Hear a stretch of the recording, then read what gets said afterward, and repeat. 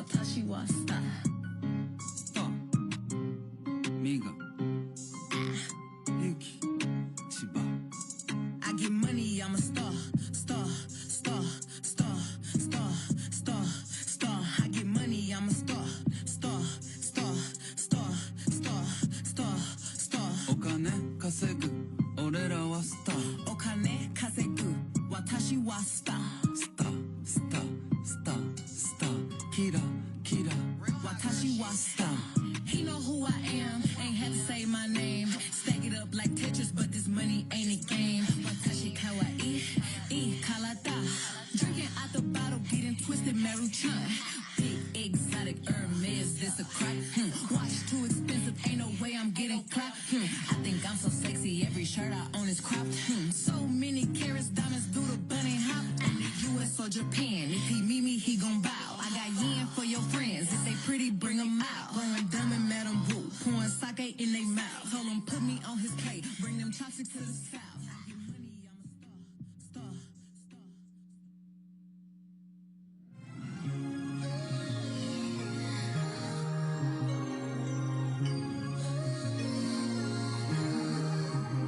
After midnight, me and my thoughts alone. There's a part of me that wants to steal your heart, and a part that tells me don't. 'Cause I'm no good at giving up control. Are you worried that I might find something wrong? 'Cause I'm worried that I won't. But if control is my religion, then I'm heading for collision. That's my 20/20 vision. Please, what you doing to me, baby? I'm scared to death that you might be the one to change me. You're in my head and now you're clouding my decisions. Got me heading for collision. What you doing to me, baby? Oh, what you doing in the future? I see you next to me, but I can't shake the feeling that there's more to life in the time between. But if control is my religion, then I'm heading for collision. That's my 20/20 vision. Please, what you doing to me, baby? I'm scared to death that you might be the one to change me. You're in my head and now you're clouding my decisions. Got me heading for collision. What you doing to me, baby? Oh, what you doing to me? Attention, please. The program should begin. Please take your seats so we may begin the program on time.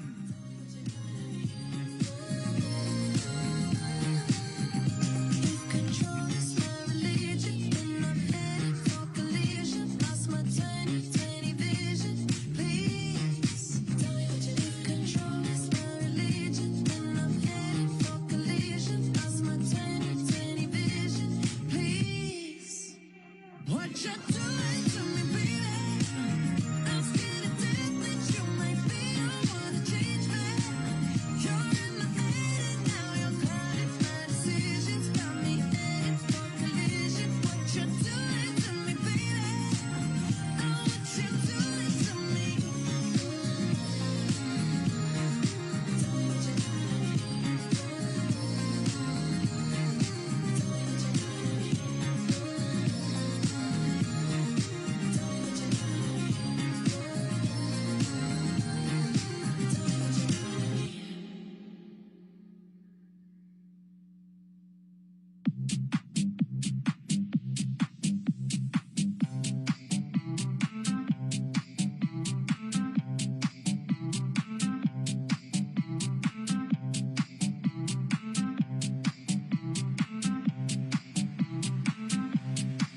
I've got sunshine.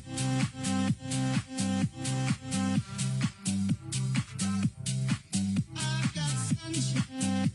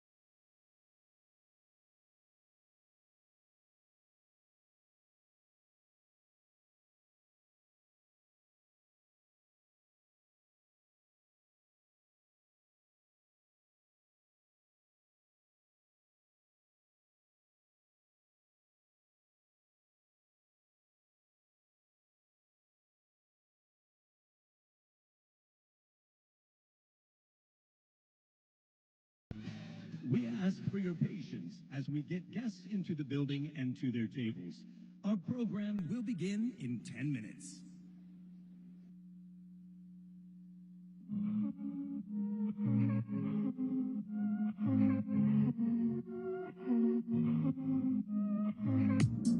Late night, you and I, post-fight, it's my life.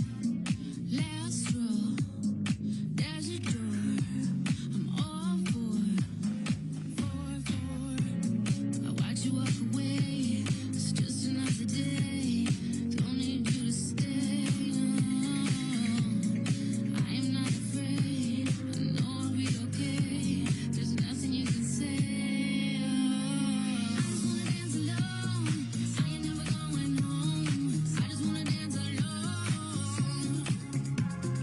I just wanna dance alone, I just wanna lose my phone. I just wanna dance alone.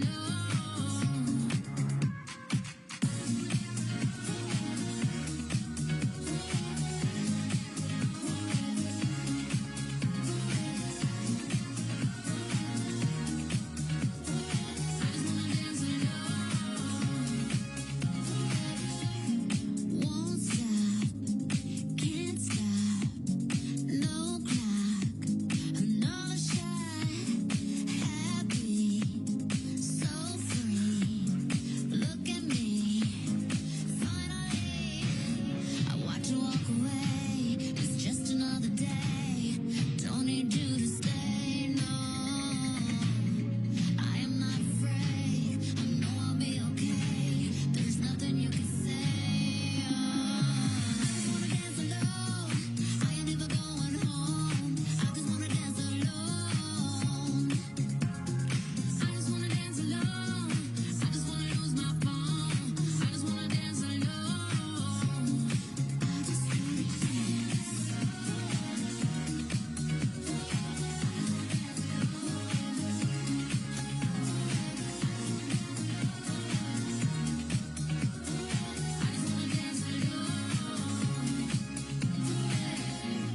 I just wanna dance alone. I just wanna dance alone. I just wanna dance alone. I just wanna dance alone. I just wanna dance alone. I just wanna dance alone. I just wanna dance alone. I ain't never going home. I just wanna dance alone. I just wanna dance alone. I just wanna lose my phone. I just wanna dance alone.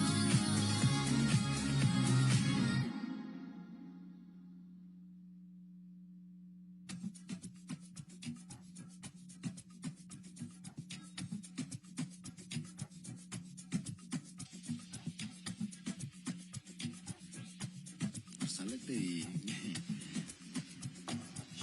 现在两个是等一下。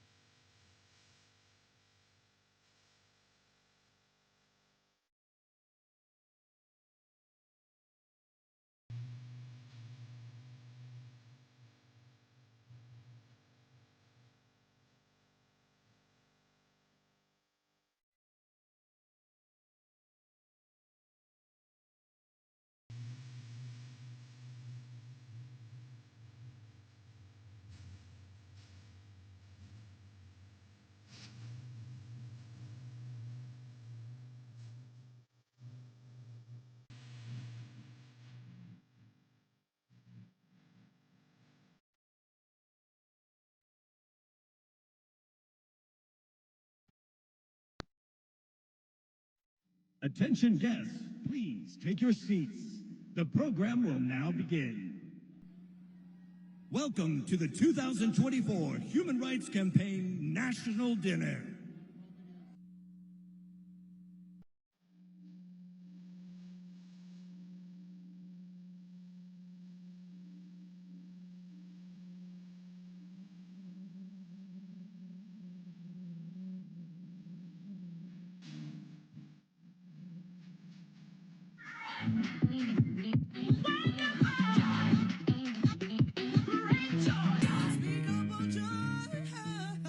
We show up with more than 3 million members. The Human Rights Campaign is the largest lesbian, gay, bisexual, transgender, queer plus civil rights organization in the United States. And we are fighting to get to freedom and liberation for every member of the LGBTQ plus community without exception. We show up as one of the largest, most reliable, most engaged voting blocs in the nation. With 75 million equality voters by our side, we fight to elect pro-equality champions up and down the ballot. And we are in this fight together. Who will defend our liberties and enshrine our rights into law. We must start the marriages immediately.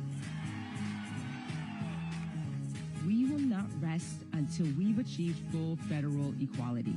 Discrimination is discrimination and should be illegal under the law. That's what the Equality Act is about. Every year, we monitor all 50 state legislatures. When hateful bills take aim at anyone in our community, we mobilize and we defeat them. And we have now helped our trans kids. Thanks, everybody. When the most powerful attack our most vulnerable, we call them out. For we know that we stand on the right side of history. We fight for LGBTQ plus liberation where it matters most. On Capitol Hill. These unrelenting efforts by extremist lawmakers. In your local state house. And your town hall. When we show up, equality wins. HRC Foundation is fundamentally changing the way LGBTQ plus people are treated in our everyday lives. We're working in adoption and foster care agencies, in schools and universities, hospitals and long-term care communities, and in some of the biggest companies in the world. We're building new leaders who are advancing transgender justice and erasing stigma around HIV. The foundation elevates the voices of our young leaders and our pioneers, impacting tens of millions of people each year. Now more than ever, we must show up. We must hold steadfast and unwavering in our values, and we must fight. And when we fight, we win. And until we have freedom and liberation for all, without exception, we show up.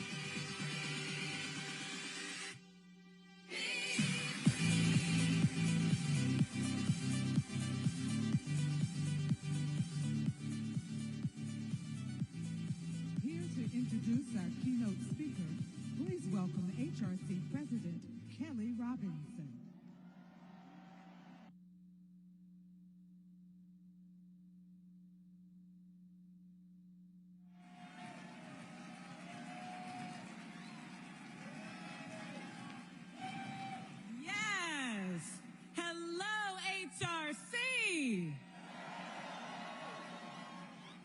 Kelly Robinson, the president of the Human Rights Campaign.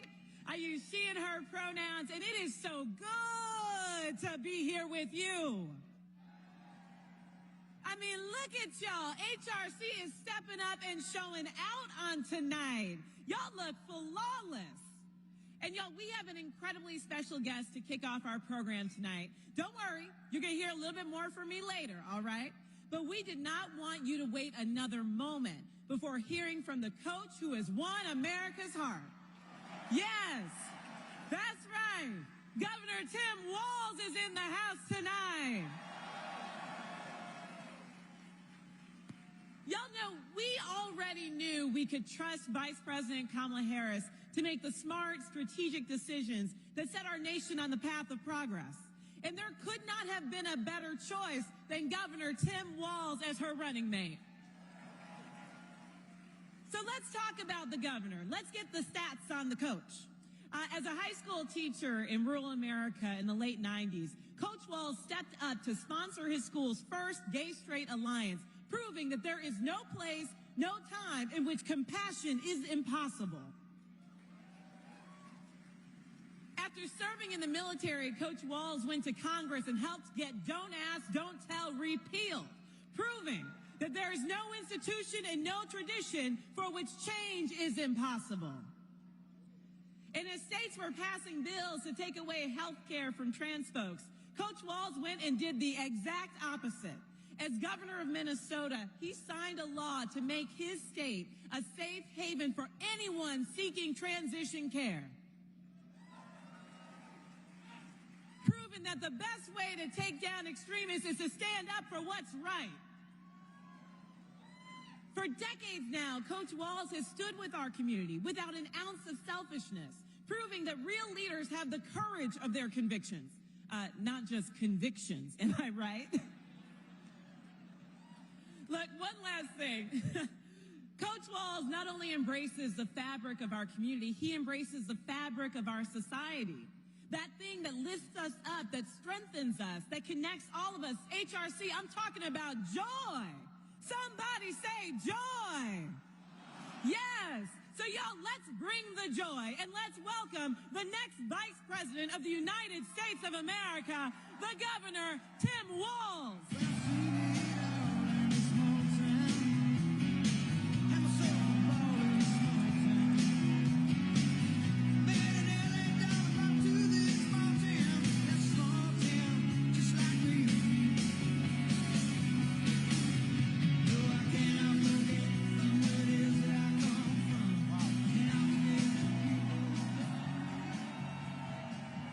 Thank you, everybody.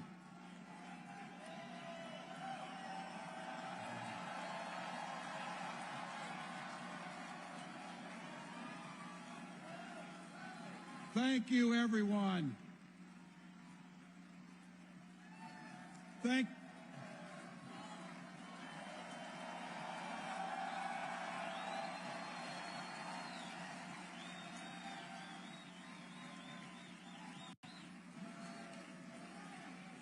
you, HRC.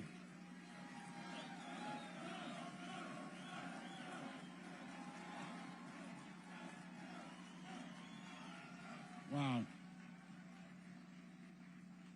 Well, thank you for inviting me, and more importantly, maybe thank you for the privilege of being able to stand with each of one of you. President Robinson, thank you for the kind introduction. I'd also like to say, on a point of personal privilege, there's a strong contingent of Minnesotans in the House, so thank you, Minnesotans.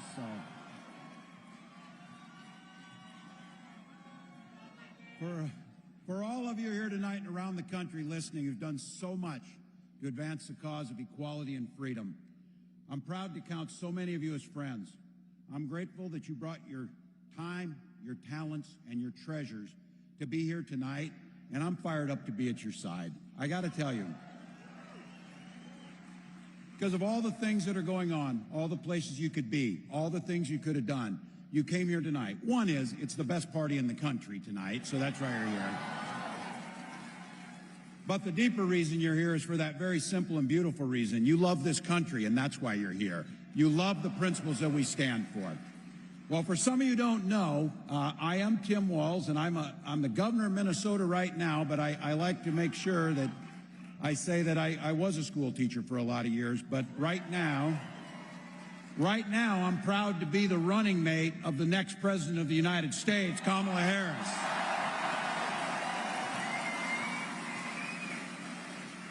The privilege of getting to know this phenomenal leader, from a prosecutor, district attorney, attorney general, U.S. senator, and vice president. Yes, by the way, she's more qualified than anybody that's ever run for this office. Let's just be clear.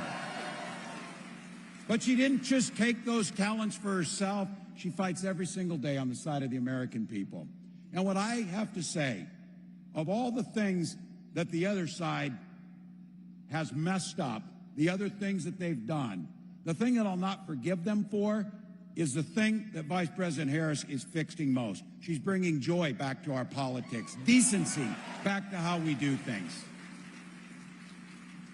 And this is not a new thing for her. This started a long time ago. And for the folks of California, in 2010, our Californians who are here, in 2010, this is the joy she brought. So here's the scene. Years earlier, as the DA of San Francisco, Vice President Harris took on and took one of the toughest stances in the nation against hate crimes. She led the fight to end the hateful gay and transgender panic defense. We know what that leads to, and we know the countless deaths and misery that was brought upon by that. She took it on, and she also officiated some of the first same-sex marriages in the entire country. Then she went on to become the Attorney General of the largest state in the country, and the moment it arrived to defend marriage equality, and she threw her whole self into that fight. If you know Kamala Harris, she doesn't just pick these fights when she talks about it, and this is the thing to keep in mind. All she does is win. All she does is win. So when the word came down that same-sex marriage had been legalized in California, two plaintiffs asked Kamala Harris to officiate her ceremony.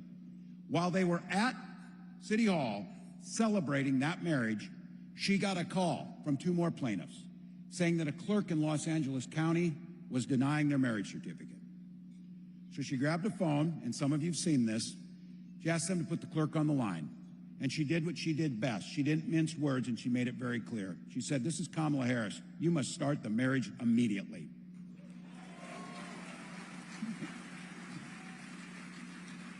And then she added, and I don't know if this always gets in the videos, she added the best line to that. She told the clerk, "Have a good day and enjoy it. It's going to be fun." She hasn't looked back from that day.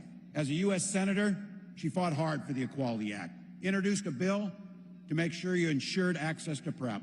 And as Vice President, and I say this, it is not a stretch and the facts are there, this is the most pro-LGBTQ plus administration in American history.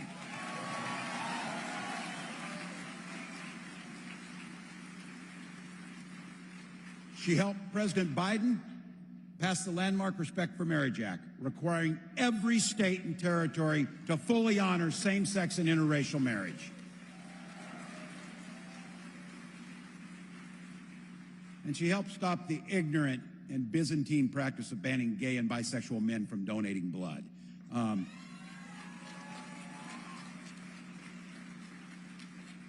think it's important in this room for us to remember these things because keep in mind, there's some other folks on the other side, given one chance to get back in the White House, they will go back at every one of these things we talk about. We talk about progress and moving forward because she said it. We're sure the hell not going back on these things. We're not going to go back. But be clear, they're going to be there. Things like strengthening mental health resources for LGBTQ plus youth. We know what the statistics are. They're horrific for our young people.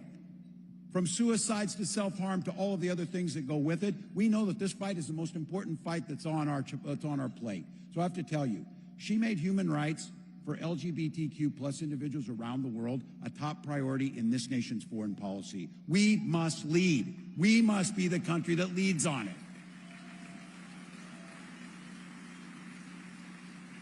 She worked with President Biden on historic executive orders protecting folks from discrimination. And the reason she did it was pretty simple. Kamala Harris believes in equal justice under law. And that means, not very complicated, equal justice under law. It is not to be debated. It's not that difficult. The precedence is set. But look, we know what this fight is. We know that we can all relate to some of this. And I'll tell you this fight, and I think about it for me. For some of you maybe heard this. I was born in a small place called West Point, Nebraska. I grew up, yay, somebody's from West Point. There we go. There's two of us. The town I grew up in had 400 people. 24 classmates, 12 were cousins. Somebody brought up the prom dating to me. Yes, it's interesting. But look, when you're in a community like that, Community was a way of life. My folks showed me, teach generosity to your neighbors, work hard for the common good. Those are values that I brought work as a social studies teacher and a high school football coach. Now,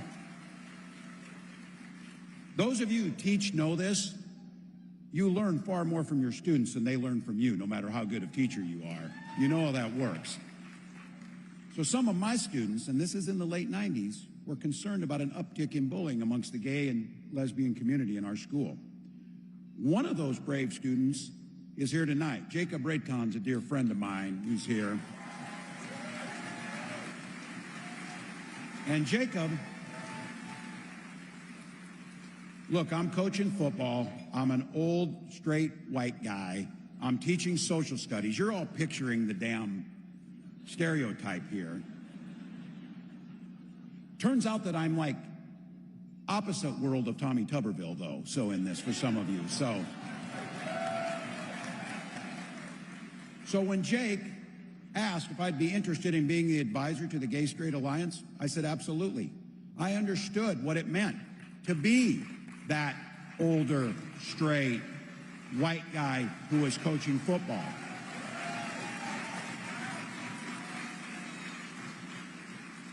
Allyship is a great thing, but what many of you in here knows is it's easy to be an ally when it's easy to be an ally.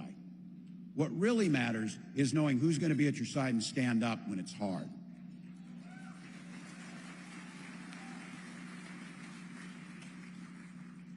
And it was in those moments that those students inspired me years later. Look, I'm a 40-something guy with little kids who is teaching school, trying to pay the mortgage.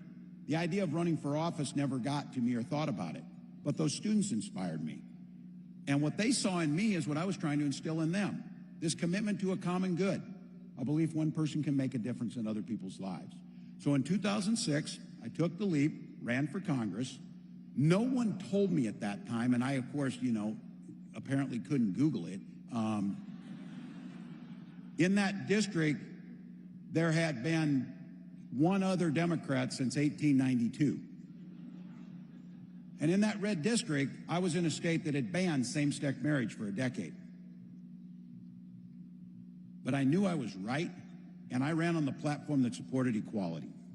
And this is what I said. I got asked at a debate if I supported civil unions. I said, sure, if that's your thing. But I said, my marriage to my wife, Gwen, is the most important thing in my life. I love her deeply. Why would I stop anybody else from marrying the person they love? That makes no sense. Now, this was 2006, and some of you with a little more gray hair or less of it can remember this time that the other side said, oh, a B-rate candidate finally showed his true colors by saying this. Well, as it turned out, a majority of my neighbors agreed with us, and they elected me to represent them in the United States House. And after it was over, some people came up to me and said, wow, you won in spite of being pro-choice and pro-gay marriage. And I said, no, you've got this wrong. I won because I was for those positions. That's why we won. So when I got to Congress, I showed up there, and the House historian told me at the time I was the highest-ranking enlisted soldier at the time. I served on the House Veterans Affairs Committee, and I worked with my roommate, Patrick Murphy from Bucks County, Pennsylvania, to overturn Don't Ask, Don't Tell.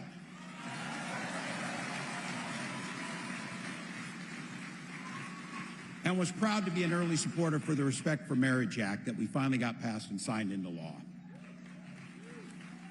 Now, I tell you this, again, no one should get a pat on the back for doing what's right. For God's sakes, the bar is pretty damn low here to treat people like human beings.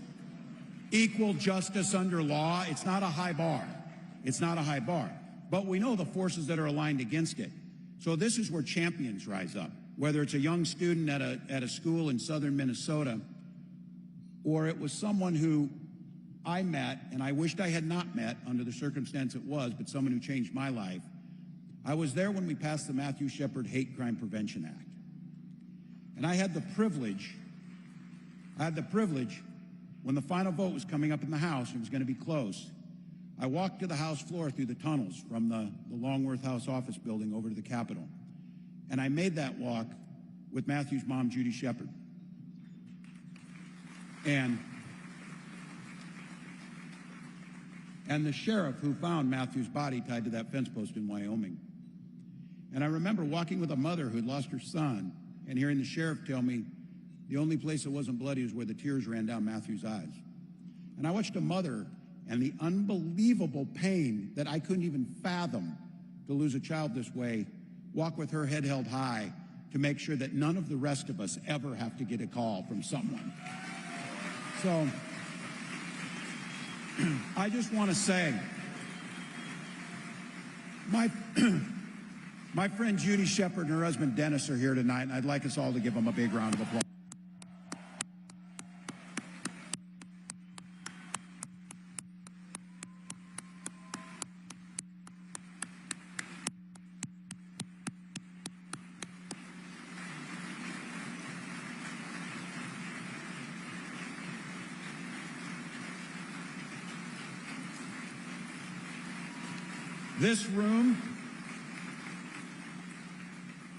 This room is full of heroes like that, things that were done, some of them bigger, small things, ways to make people's lives a little bit easier.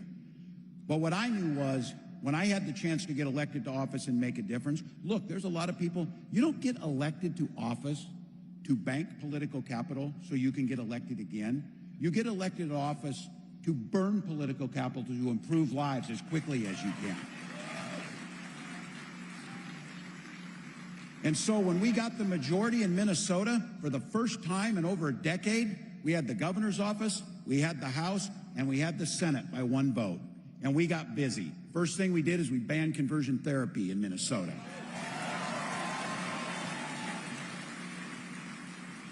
We protected transgender community and said, in Minnesota, you are seen, heard, loved, and respected, and safe in Minnesota. And we did something a little bit. We banned banning books, especially banning LGBTQ books for themes in that. Think about it in this room.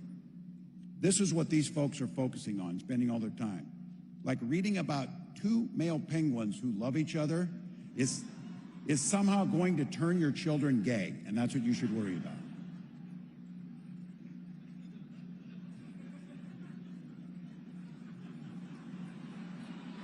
But here's what I'll tell you. It's a fact of life. Some people are gay. But you know what's not a fact of life? That our children need to be shot dead in schools. That's not a fact of life.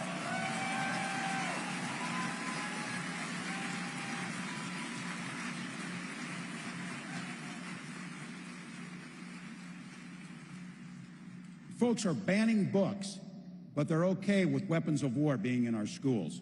Look. That's not this country. It doesn't have to be this way. It doesn't happen elsewhere. We're going to make sure our children are seen, they bring their authentic selves, and then we're going to make sure they're safe when they get there. So thank you all.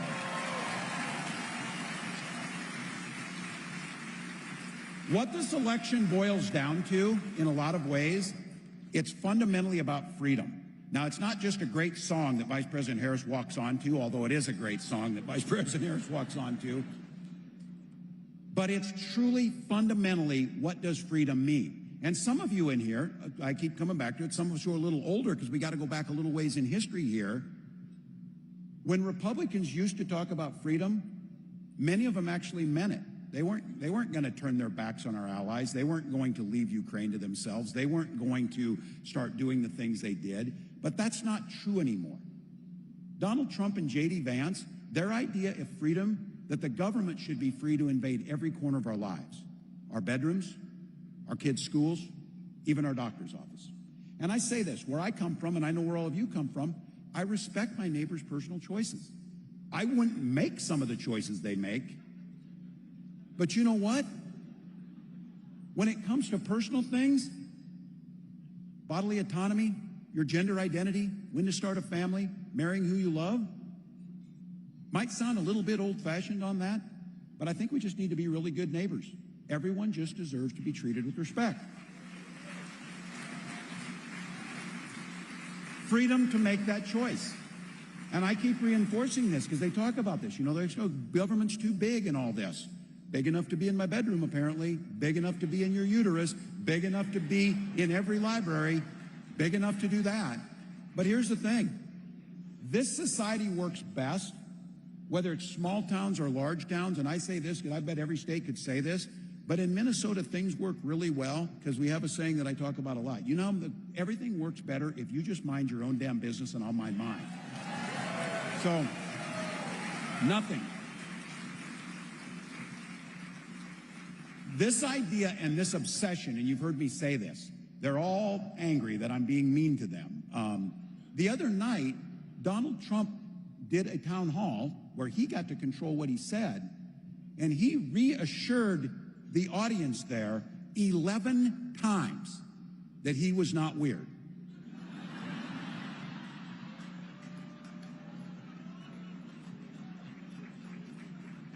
If you're reminding someone you're not weird, you probably, yeah. But look, my point was, who is asking for this agenda that they're doing? Who's asking for them to take away our freedoms? Who's asking them to take away reproductive freedoms? And I spoke personally about this because it's personal for so many of us in here, the decision of how and what way and what your family's going to look like. Once again, that's your decision. But for us, in my family, we had to go through fertility treatments. Thank God we had insurance. Thank God we had access to fertility treatments. And those of you, if you've been through this, whatever way that looks, it's agonizing, whether you're waiting for adoption or you're waiting for those phone calls. Did the treatment work? And then finding out it didn't. And then starting again. It's stressful. It's hard. I sure the hell don't need J.D. Vance giving me advice on it. It's not helpful. It's not helpful. And it's a simple fix. You worry about your family, I'll worry about mine. It's a very simple fix. So for us, I'll have to tell you, when that call finally came and our daughter was born, it wasn't by chance that we called her Hope, because that was our belief. It was the strongest and most powerful word in the universe. And so my daughter Hope is here tonight with me, by the way. So.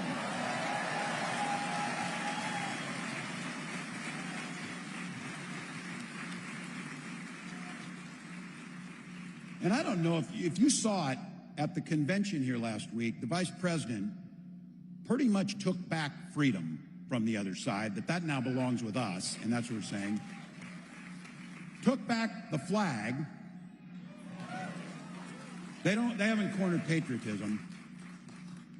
And I'm not going to allow them to talk about family values while they're doing everything possible to invade our personal lives and our families.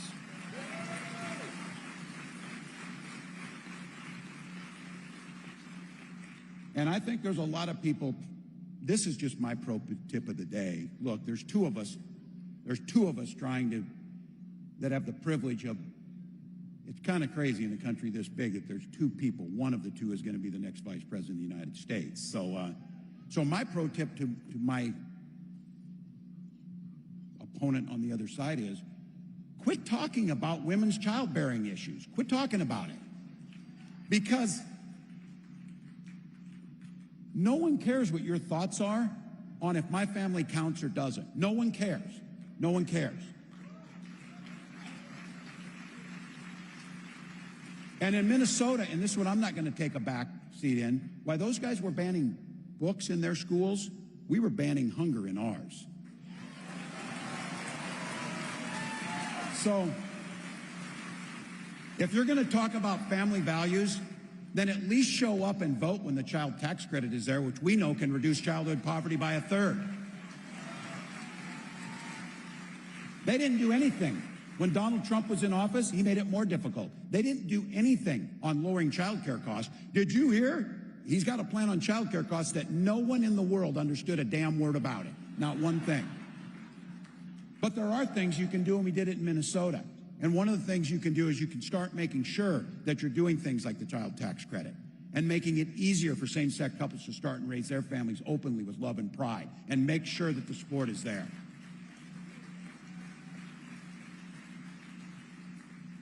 So that outdated, narrow ideology, there's no one asking for it.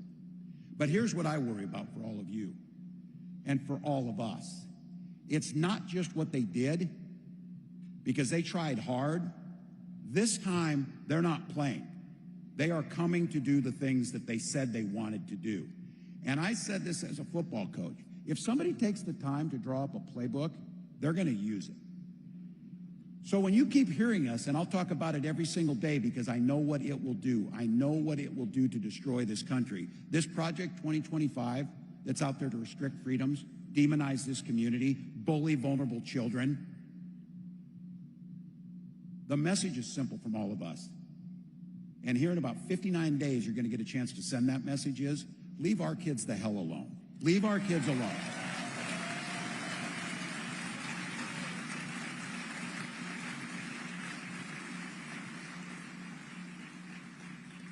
And I have to tell you this one too, and this is one that we keep remembering, and this is a thank you to all those folks. We talked about the don't ask, don't tell, but I want to make sure that we recognize this too. We've had thousands of brave transgender troops, decorated warriors who serve this country in uniform. When Donald Trump was commander-in-chief, he belittled them and he banned them from service. Thankfully, President Biden and Vice President Harris rescinded that stupid, bigoted policy.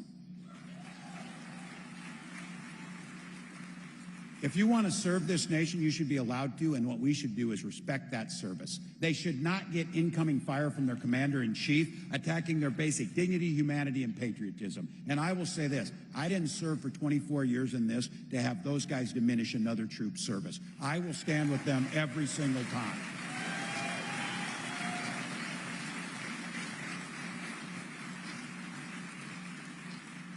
I know I'm preaching to the choir a little bit, but we got 59 days to sing, so the choir needs to sing. And I am a believer. Look, you heard me. I taught school for a couple decades, so I do know, and I supervised the lunchroom, by the way, for a lot of those kind. So I am at once an eternal optimist, but two, I do know that fear is a good short-term motivator. But it doesn't change behaviors. We're not running against those guys.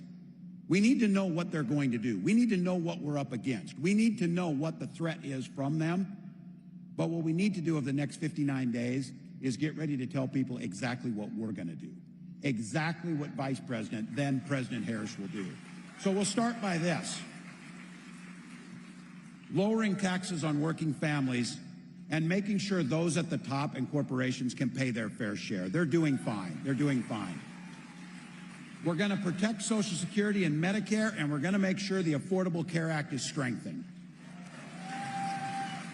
And look, about a dozen states have it. If you're in one of these states that have it, it's great, but the rest of the country needs it. It is time for us to quit being the last country on earth to have paid family and medical leave for this. It is time to be done. And it's going to be very clear every single day, this freedom issue, that it's going to be you and people make the decisions about their health care, not a politician. So look, everybody should be free to get an education, and that should be a path to the middle class. It shouldn't be a path to crippling student loan debt for decades to come. We can fix this. And I'm going to say it once again. Our kids should be free to go to school without worrying about being shot dead in the halls. It's that simple. Vice President Harris, fight, make sure that we continue to pass the Equality Act, enshrine anti-discrimination protections and LGBTQ Americans' health care into law, housing, education, and so much more. Now look, if it sounds like a tall order, I'll say it again. I'm an eternal optimist. Think about this. When I was a kid growing up in Nebraska, being gay was illegal. Still technically illegal. Look how much has changed since this organization was founded 40 years ago. Can you imagine going back to me, a high schooler in the early 80s, and saying, you know what? We're going to kick down the barriers. We're going to open doors. We're going to pass laws that lets you bring your authentic self, love who you want to love, and live the life that you want to live all by yourself with no interference from government. So I told you, hope, and my hope is an incredibly powerful room, or an incredibly powerful word. You look around this room, you can feel hope. You feel that people want to see this. We hope we win this election. We hope we pass these laws. We hope we lift people out of poverty. That's a good thing to have, but my wife always reminds me of this. It's not a damn plan. It's not a plan to hope we win this election. We've got to have a plan and we've got to work for it. And I ask you to look around this room. We got about 3,500 people in this room. What if we talk to one more person before this election? What if we do one more phone bank? What if we make one more door knock? What if we dig deep and give a little bit more to this campaign? Because what we know is this: politics is not an end, it's a means to an end. If we want that hope to become reality, we've got to do the work to make it happen. I know you're out there doing it. You came here tonight. You came here when you could have been somewhere else. And in 59 days, we get to chart our way forward. We organize, we donate, we volunteer. And I've been saying this: when in life do you get a chance in 59 days to make an impact that will last for generations? Because we know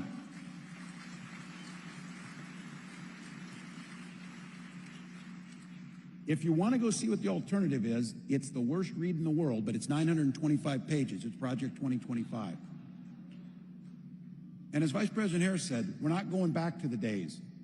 We're not going back to the discrimination. We're not going to force our children into situations where they become suicidal. We're not going to continue to demonize people because of who they are. And we're not going to continue to allow people in this country to go hungry or to be shot dead because we don't make decisions that can improve that. So we've got 59 days. 59 days, each and every one of us. What every little bit we can do, we can make a difference. So I've been saying this, and I truly believe this. We can do anything for 59 days. Sleep when you're dead. Worry about that later. But now is the time. So it's up to us, Vice President Harris, myself, our entire team, all of you, HRC. We're fighting for a better country, a better world. We're fighting for the folks who aren't here tonight. We're fighting for the folks who may not vote for us. But we're doing it because it's the values that this country were founded on. So as Vice President Harris said, if we're willing to fight, we win. When we fight, we win. When we fight, we win. Thank you, HRC.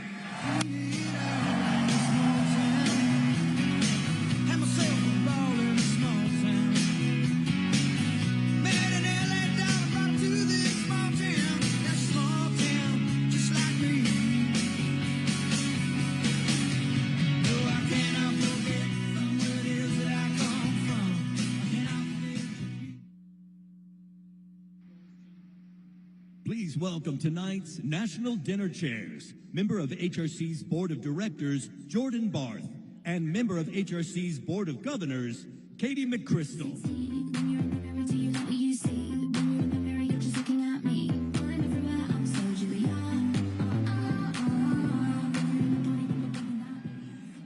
Good evening, Washington, D.C.